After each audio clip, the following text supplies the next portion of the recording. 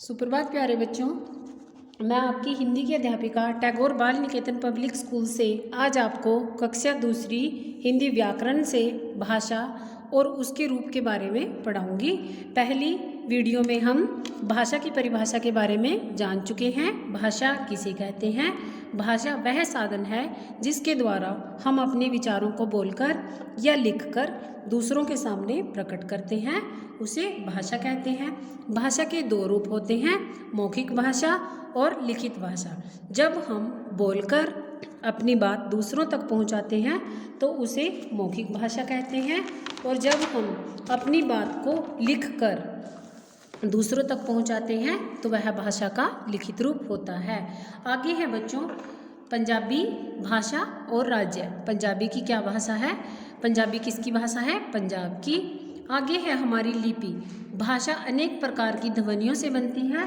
भाषा वर्णों या अक्षरों में लिखी जाती है। अर्थात हम क्या कह सकते हैं कि लिपि किसे कहते हैं? ध्वनि चिन्हों को लिखने की रीति को लिपि कहते हैं। ध्वनि चिन्हों को लिखने की रीति लिपि कहलाती है। आगे है हमारा व्याकरण। व्याकरण हम किसे कहते हैं? व्याकरण वह शास्त्र है बच्चों जिससे किसी भाषा को शुद्ध रूप में बोलने, लिखने व पढ़ने का ज्ञान प्राप्त होता है। व्याकरण वह शास्त्र है जो हमें भाषा को शुद्ध रूप में लिखना, पढ़ना, बोलना व समझना सिखाता है। व्याकरण के 3 अंग होते हैं, वर्ण विचार, शब्द विचार, वाक्य विचार। इनके बारे में चर्चा हम अगली वीडियो में करेंगे क्योंकि वर्ण विचार जो है आपका पार्ट 2 है। सबसे पहले है हमारा आइए अभ्यास। इस वीडियो में आपको प्रश्नों के उत्तर के बारे में भी जानकारी जो है दी जा रही है। देखिए, भाषा किसे कहते हैं? भाषा विचारों की अभिव्यक्ति का प्रमुख साधन है। तो यह हमारा पहले प्रश्न का उत्तर क्या है? भाषा विचारों की अभिव्यक्ति का प्रमुख साधन है। दूसरा प्रश्न है हमारा लिपि किसे कहते हैं? हिंदी भाषा की लिपि लिखिए। हम क्या बोलते हैं? वर्णों या अक्षरों के लिखने की विधि को लिपि कहते हैं। वर्णों या अक्षरों को लिखने की विधि क्या होती है? लिपि होती है। हिंदी भाषा की लिपि क्या है?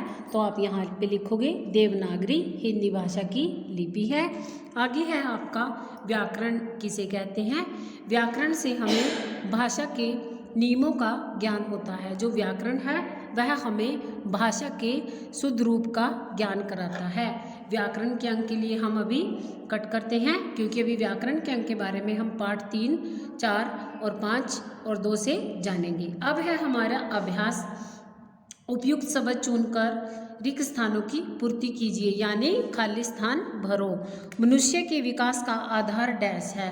तो मनुष्य के विकास का आधार क्या है? भाषा। हमारी पुस्तक में लिखी भाषा डैश भाषा होती है? लिखित। जब हम कोई भी भाषा लिखते हैं तो वह भाषा का लिखित रूप होता है। अंग्रेजी भाषा की लिपि डैश है, तो आप इसमें से फिल क्या करोगे? रोमन। आप जब वीडियो देखोगे तो साथ साथ आपने पेंसिल लेनी है। अपने पाठ के प्रश्नों के उत्तर जो हैं बुक में भी करने हैं और नोटबुक में भी करने हैं। व्याकरण के कितने अंग होते हैं? 3। कौन कौन से? वर्ण विचार, शब्द विचार और वाक्य विचार। अब है सही विकल्प के सामने सही का चिन्ह लगाएं। भाषा के रूप होते हैं 2, तो आपने क्या करना है? 2 पे टिक लगाना है। हमारे देश की राष्ट्रभाषा क्या है?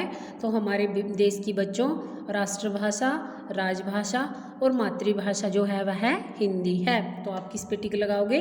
फर्स्ट ऑप्शन पे। पंजाबी भाषा की लिपि क्या है? तो आपने क्या लिखना है? पंजाबी भाषा की लिपि गुरमुखी है। अब है आपका निम्नलिखित वर्ग पहेली में 8 भारतीय भाषाओं के नाम छिपे हैं, उन्हें खोजकर लिखिए। जैसे हिंदी, ये देखना, ये आप अपने आप से करोगे। ये देखिए उड़िया। आपने क्या करना है? तेलुगु भाषाओं का मिलान करना है, वर्ड को उठाना है। जैसे मैं आपको एक करके दिखाती हूँ, हिंदी। तो आपने इसको कैसे करना है? यहाँ से यहाँ तक इसमें क्या आएगा? हिंदी। आगे क्या है हमारा? उड़िया। तो दूसरी भाषा हमें क्या मिली है? उड़िया। तो आप इसको सर्कल करोगे ऐसे और इनको इन जो आपको बॉक्स दिए गए हैं बुक में उनमें लिखोगे। आगे देखिए तेलुगु। तो आपने क्या लिखना है? तेलुगु। यहाँ से लेकर यहाँ तक आपका तेलुगु बनता है। इस प्रकार आपने इस एक्सरसाइज को करना है। निम्नलिखित राज्यों में बोली जाने वाली भाषाओं के नाम लिखिए। पंजाब में पंजाबी, महाराष्ट्र में मराठी, गुजरात में गुजराती, तमिलनाडु में तमिल बोली जाती है। आगे है बच्चों हमारा हिंदी भाषाओं को उनकी लिपियों के साथ मिलाइए। हिंदी देवनागरी से मिलानी है, उर्दू फारसी से मिलानी है, अंग्रेजी को आपने रोमन से मिलाना है और पंजाबी भाषा जो है आपकी उसमें आपने क्या करना है, उसको गुरमुखी लिपि से मिला देना है। इस प्रकार घर पर रहें, सुरक्षित रहें और इस वीडियो के माध्यम से अपने पाठ 1 के प्रश्नों के उत्तर अवश्य करें। धन्यवाद प्यारे बच्चों।